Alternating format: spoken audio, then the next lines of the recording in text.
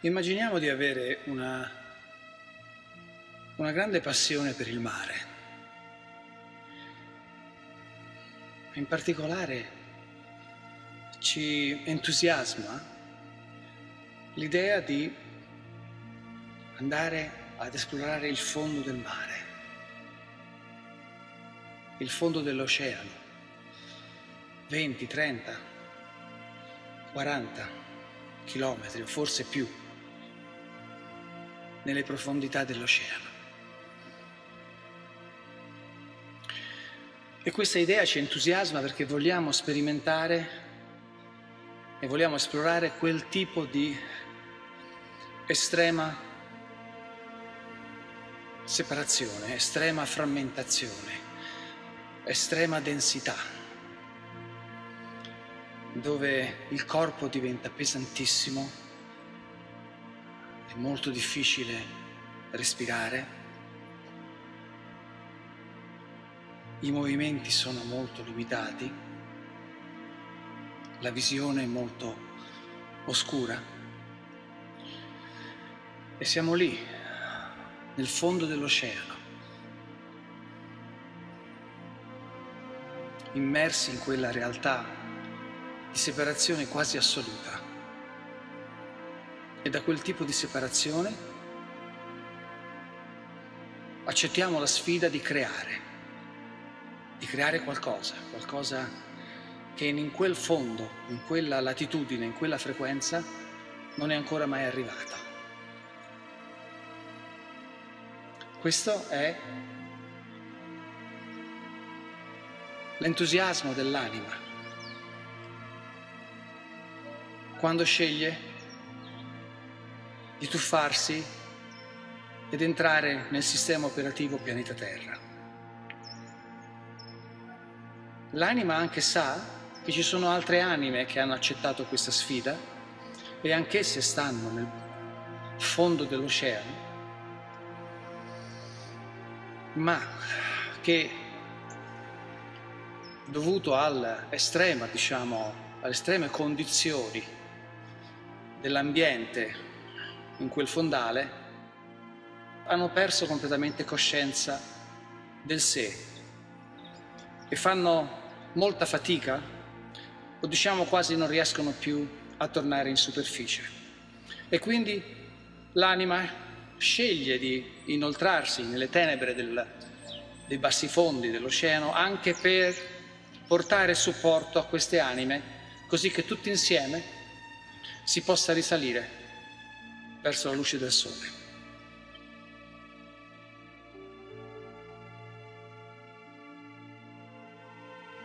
Questa metafora esprime in parte le ragioni per cui noi siamo in questa situazione così estremamente frammentata.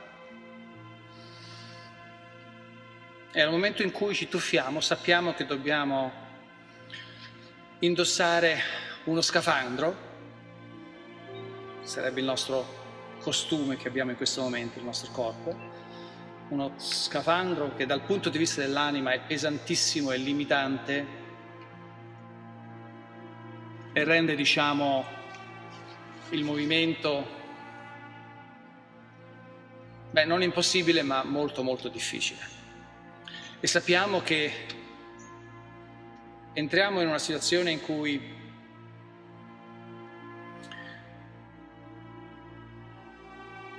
la disponibilità di aria e di ossigeno è molto limitata.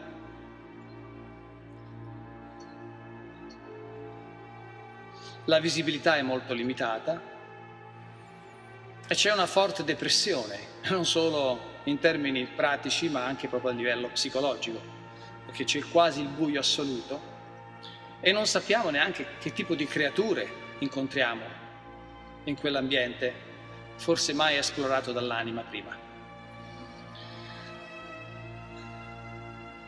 Ma sappiamo che se riusciamo a esprimerci come forza creativa in quell'ambiente così austero, così difficile, poi avremo moltissimo da condividere nel momento in cui riusciamo a tornare nella superficie e il nostro livello di apprezzamento per la libertà che arriva dall'essere liberi fuori dall'acqua, liberi di muoverci, incrementerà in maniera straordinaria.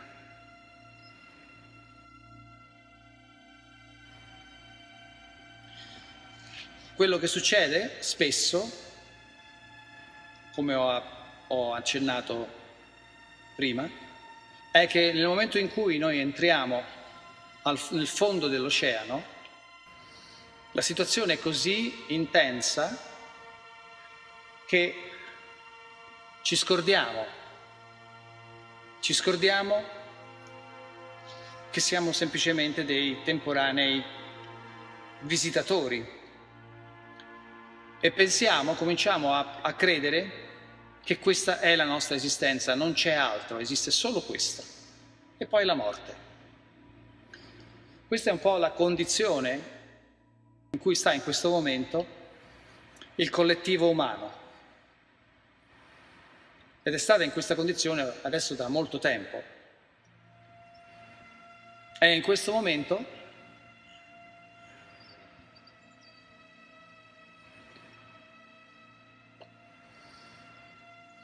l'oceano stesso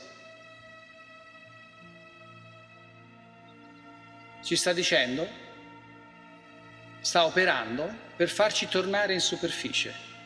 E quindi sta lentamente diminuendo la pressione dell'acqua, diminuendo l'oscurità, diminuendo il limite nella mobilità. E quindi piano piano noi stiamo avvicinandoci sempre più alla superficie.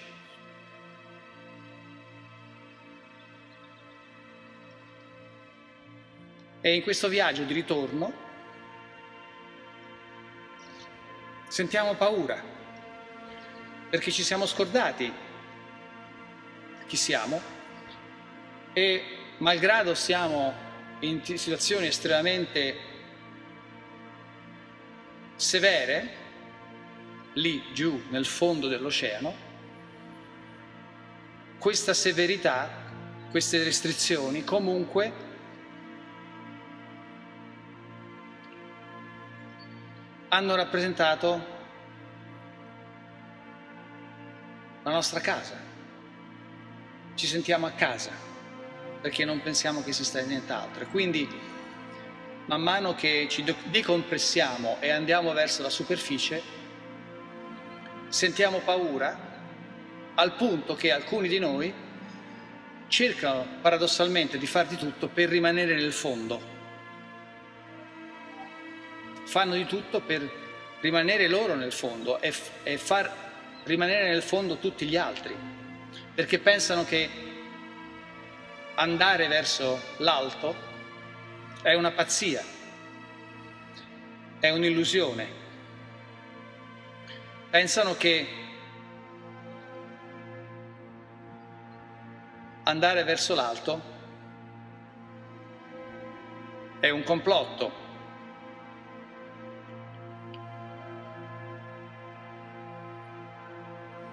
La mente crea una narrativa molto estesa per spiegare il perché non dobbiamo lasciare il fondo dell'oceano. Ma questa spinta verso la superficie è inarrestabile ed impossibile da fermare. Può essere forse, in un certo modo, può essere rallentata, ma non può essere fermata. Quindi, ovviamente, quello che dobbiamo fare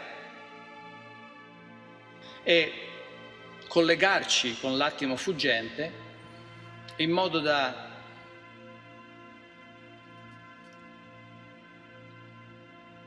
riaccendere i pulsanti della nostra torre di controllo, così che piano piano cominciamo a ricordarci sempre di più chi veramente siamo. Per fare ciò dobbiamo diprogrammarci. Siamo stati programmati per migliaia di anni a vivere nel fondo dell'oceano e a credere che esso è la realtà e questa è la vita. Siamo stati pertanto programmati a credere che la vita è molto corta, perché in realtà nel fondo dell'oceano non si può vivere. Le condizioni sono così austere che non possono concedere una vita lunga, ma relativamente corta. Abbiamo accettato che la vita è dolorosa. Abbiamo accettato che c'è scarsità, perché c'è pochissimo da mangiare nel fondo dell'oceano e per trovare questo mangiare dobbiamo lavorare tantissimo perché è raro e dobbiamo prenderlo prima degli altri. Quindi abbiamo imparato a essere competitivi. Abbiamo, in poche parole, vissuto e fatto l'esperienza di una separazione quasi assoluta.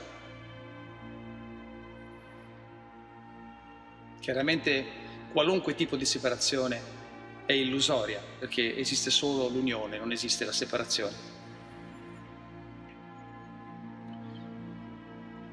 Ma noi abbiamo, siamo entrati nello scafandro e ci siamo tuffati con così grande enfasi nel fondo del mare che anno dopo anno, decennio dopo decennio, secolo dopo secolo, abbiamo cominciato a credere che questo è tutto ciò che esiste.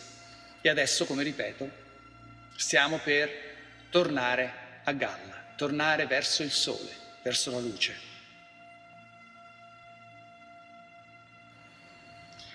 Alcuni di noi, nel fondo del mare,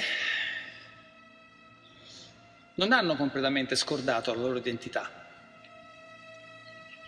Quindi, in un certo senso, hanno mantenuto contatto con la superficie. Hanno addirittura mantenuto un dialogo con la superficie e usano questo contatto e questo dialogo per cercare di aiutare gli altri nel processo del loro individuale risveglio. Questi pochi spessissimo sono paradossalmente attaccati dagli altri immersi nel sonno. Perché dal punto di vista del loro ego, questi pochi rappresentano una minaccia. E quindi arrivano al punto da fare di tutto per fermarli o addirittura per eliminarli, così che possano tornare nel fondo del mare e continuare a vivere quella vita di stenti e di limiti, che però per loro è l'unica cosa che esiste, è l'unica cosa che hanno, e quindi non sono disposti, difendono anche con la loro vita quel poco che hanno. Malgrado ciò, l'oceano sta facendo la sua parte, sta diminuendo sempre di più la pressione, sta diventando un pochino più facile muoversi, la visibilità comincia a essere più ampia. C'è un pochino meno di pressione, quindi c'è un pochino più di facilità nel respirare. E piccoli raggi di luce molto sottili, quasi invisibili, cominciano a essere percepiti dalla massa. E quindi inevitabilmente anche i più tenaci, anche i più, attaccati al fondo del mare, cominciano a vedere che c'è un'alternativa. E malgrado questa alternativa li terrorizza, però ormai è un seme, e questo seme piano piano comincia a creare dei germogli. Siamo a un punto adesso in cui l'oceano sta rilasciando quasi tutta la pressione e quindi il corpo comincia a spingersi, lo scafandro comincia a spingersi verso l'alto. E man mano che si spinge verso l'alto, esso si libera da meccanismi e da strumenti che, siccome la pressione è diminuita, non servono più e quindi si alleggerisce sempre di più. E man mano che si va verso l'alto, si acquisisce sempre più fiducia e si comincia sempre di più a ricordare che c'è una famiglia meravigliosa di anime che ci aspetta quando raggiungiamo la superficie dell'acqua, dell'oceano. E diciamo che la percentuale di persone che cominciano a ricordarsi, che cominciano a facilitare, diciamo, la spinta verso la superficie sta aumentando sempre di più. E in questo momento stiamo vivendo un paradosso. Da una parte abbiamo quelli che sono determinati con grande passione a raggiungere di nuovo la superficie e tornare a quello che è la loro vera casa, e ci sono quelli invece che, attanagliati dalla paura, cercano di resistere il più possibile e paradossalmente odiano quelli che stanno cercando di andare in superficie e cercano di fermarli facendo uso addirittura della violenza. Questo è un passaggio necessario, perché per arrivare di nuovo, per tornare alla luce, dobbiamo passare attraverso tutta l'oscurità che abbiamo sperimentato finora, a tutti i chiaroscuri dell'oscurità che abbiamo vissuto finora. Non c'è altro modo. E quindi tutte le paure, le rabbie, la violenza, il risentimento, l'odio, la tristezza, tutte queste emozioni straordinarie che ci hanno dato delle esperienze straordinarie, che hanno fatto di noi dei maestri di separazione, tutte queste emozioni devono essere portate in superficie e poi devono essere rilasciate, così che noi ci alleggeriamo sempre di più e il nostro viaggio di ritorno verso la luce diventa sempre più facile. Se resistiamo, il ritorno alla luce continua, non si ferma, ma se resistiamo, esso diventa un travaglio, diventa doloroso. La nostra vita diventa sempre più contratta e insostenibile. Se invece ci allineiamo con la voce del nostro cuore, dove risiede l'anima, la quale ci guida senza alcun dubbio verso la direzione giusta, se riusciamo a rilassarci e a allinearci con il naturale percorso che ci è di fronte, il ritorno verso casa diventa sempre più piacevole, sempre più gioioso, sempre più meraviglioso. E allo stesso tempo ci resta sempre più facile offrire una vibrazione che è di supporto a tutti gli altri, perché siamo tutti uniti in questo viaggio di ritorno a casa, perché non ci sono separazioni, siamo tutti amore, siamo tutti uno. Ognuno di noi esprime la sua unità con il tutto, attraverso la sua unicità. È come se io prendo qualche goccia dall'oceano, le gocce sono sempre l'oceano, ma adesso, in quanto gocce, possono esprimere la loro individualità in maniera straordinaria, mentre invece quando si rituffano nell'oceano, l'individualità scompare e torniamo a essere, diciamo, primo creatori.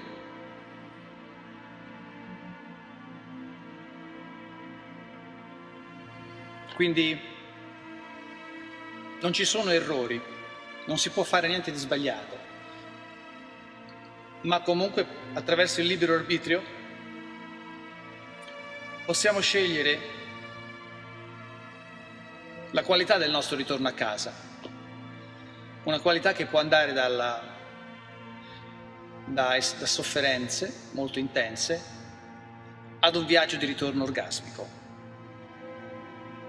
Comunque sia, l'arrivo alla superficie è garantito.